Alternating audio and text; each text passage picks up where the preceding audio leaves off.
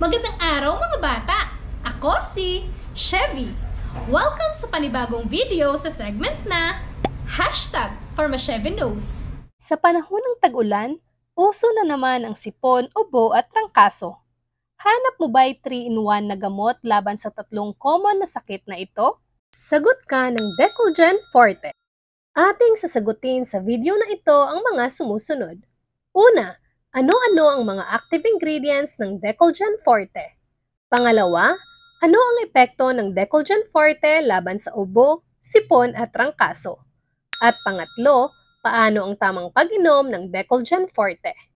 Kung ikaw ay interesadong malaman ang kasagutan sa mga tanong na ito, pakihambalos ang subscribe button at pakiting ang notification bell para lagi kang updated sa aking mga bagong uploads. Handa ka na ba? Let's do this!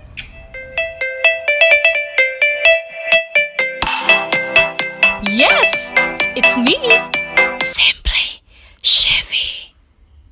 Ang Decolgen Forte ay isang over-the-counter na gamot laban sa sipon at trangkaso. Meaning, mabibili ito kahit walang reseta. Ang Decolgen Forte ay isang yellow na circular tablet. Ang Decolgen Forte ay gamot bilang nasal decongestant o pampaluwag ng daluyan ng hangin at pantanggal ng sipon na nakabara sa ilong. Ito ay isa ding antihistamine o anti-allergy o gamot laban sa mga sintomas ng allergy tulad ng pagbahing, pangangati ng ilong at watery eyes. Ang Decolgen Forte ay may epekto ding analgesic o gamot laban sa pananakit ng ulo at katawan. At isa din itong antipyretic o gamot laban sa lagnat. Ang lahat ng aking nabanggit na mga sintomas ay pawang mga sintomas ng trangkaso. Ang flu o mas kilala bilang trangkaso ay isang airborne na sakit na kadalasang dulot ng mga virus. Ito ay may mga sintomas na lagnat, panlalamig, sakit ng muscles at katawan, panghihina, sore throat, sipon, dry cough, hirap sa paghinga at minsan may kasamang pagtatae. Ang lahat ng mga sintomas na ito ay kayang maibsan ng Decolgen Forte. Ito ay pwedeng inumin ng mga adult at mga teenager o mga batang 12 years old and above. Ang mga babaeng buntis at mga nanay na nagpapadede ay hindi pwedeng uminom ng Decolgen Forte. Pwera na lamang kung ito ay nireseta at may pahintulot ng doktor. Ang phenylpropanolamine content ng Decolgen Forte ay maaaring magpataas ng blood pressure. Kaya, kailangang mag-ingat ang mga pasyenteng may high blood pressure. Maanong bantayan ang blood pressure habang umiinom ng gamot na ito.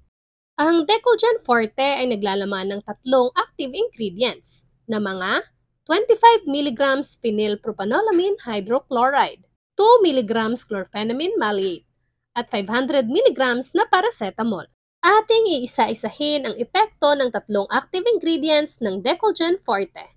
Una, phenylpropanolamine hydrochloride. Ang phenylpropanolamine hydrochloride ang rason sa nasal decongestant effect ng Decolgen Forte. Ito ay may epektong pampaluwag ng daluyan ng hangin at pantanggal ng nakabarang sipon sa ilong. Ang phenylpropanolamine hydrochloride ay parehong nagbabind sa alpha at beta receptor. Ang alpha receptor sa ating katawan kapag na-trigger ay may epektong vasoconstriction o nagpapasikip ng daluyan ng dugo. Specifically, ang alpha-1 receptor kapag na-trigger ay pinapasikip nito ang daluyan ng dugo sa mga vascular muscles, kasama na dito ang daluyan ng dugo sa ating nasal pathway. Kapag meron kang sipon ay makakaranas ka ng stuffy nose or clogged nose o parang may nakabara sa daluyan ng hangin sa ilong. Bukod sa pagdami ng mucus secretion, ang isa pang rason sa pagbara ng ilong ay ang pag-inflame o pag-dilate ng daluyan ng dugo sa nasal pathway. Dahil sa pag-dilate ng daluyan ng dugo sa nasal pathway, nagiging masikip ang daluyan ng hangin sa ilong.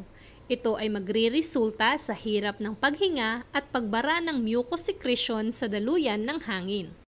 Dahil ang phenylpropanolamine hydrochloride ay nagbabind sa alpha receptor, ang epekto nito ay pinapasikip o kinoconstrict nito ang daluyan ng dugo sa nasal pathway upang maging maluwag ang daluyan ng hangin o tinatawag na decongestion.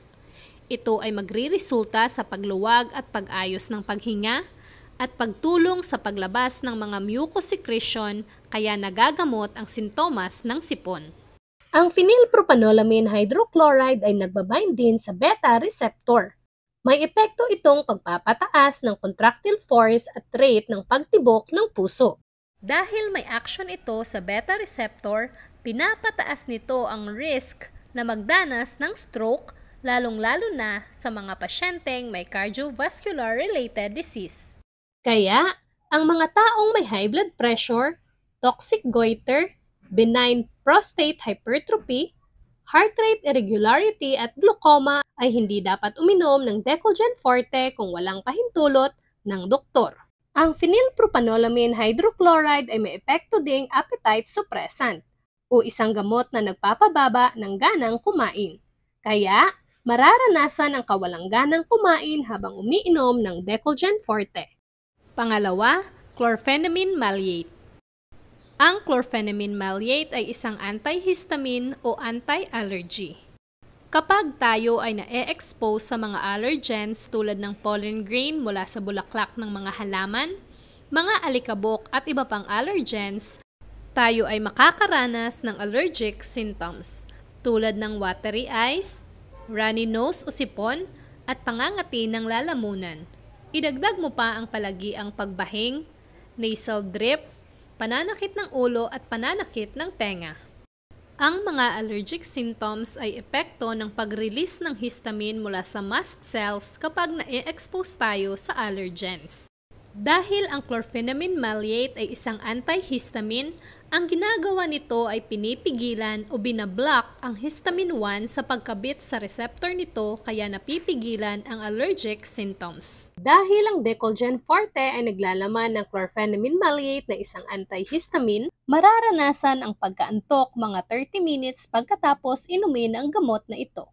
Kaya, kung ikaw ay isang driver o nagtatrabaho na kailangan ng alertness, pwede kang uminom ng ibang gamot laban sa trangkaso na walang kasamang antihistamine tulad ng Nuzep non-drowse at Bioflu non-drowse.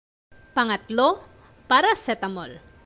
Ang paracetamol ay may epektong antipyretic o pang-iwas sa lagnat at analgesic o gamot para sa sakit ng kahit anong parte ng katawan. Dahil ang Decolgen Forte ay may laman ng paracetamol, hindi na kailangang uminom ng biogesic para sa iyong lagnat at pananakit ng ulo at katawan. Kayang-kaya nang maibsan yan ng Decolgen Forte. Sa kabuuan, naiibsan ang mga sintomas ng sipon, nasal drip at hirap sa paghinga sa tulong ng phenylpropanolamine hydrochloride. Nalulunasan ang mga dry cough, pagbahing at pangangati ng ilong sa tulong ng anti-allergy na chlorpheniramine maleate. At nagagamot ang sintomas ng lagnat, panghihina, panlalamig, at sakit ng katawan, muscles at ulo sa tulong ng paracetamol. 3-in-1 na gamot sa isang kaplet, laban sa mga sintomas ng trangkaso. Yan ang mga epekto ng Decolgen Forte. Ang tamang pag-inom ng Decolgen Forte ay uminom ng isang tablet every 6 hours, meaning hanggang 4 na tablet lamang ang pwedeng mainom sa loob ng isang araw. Siguraduhing may laman ng tiyan o nakakain bago uminom ng Decolgen Forte. Mararanasan ang side effect na pagkaantok dahil sa chlorpheniramine maleate na laman ng Decolgen Forte.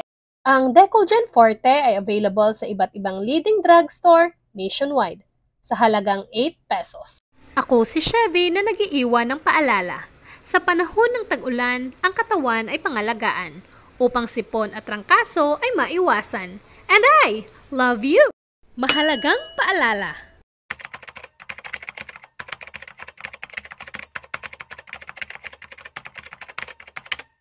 Sana'y kayo'y may natutunan sa ibinahagi kong kaunting kaalaman, mga bata. Hanggang sa susunod nating pagkikita, paalam! Magandang araw, mga bata! Maraming salamat sa inyong pagtangkilik at panonood sa aking mga video. Kung ikaw ay nasiyahan, huwag kalimutang i-subscribe at i-click ang notification bell para lagi kang updated sa aking mga video. Hanggang sa susunod nating pagkikita, paalam!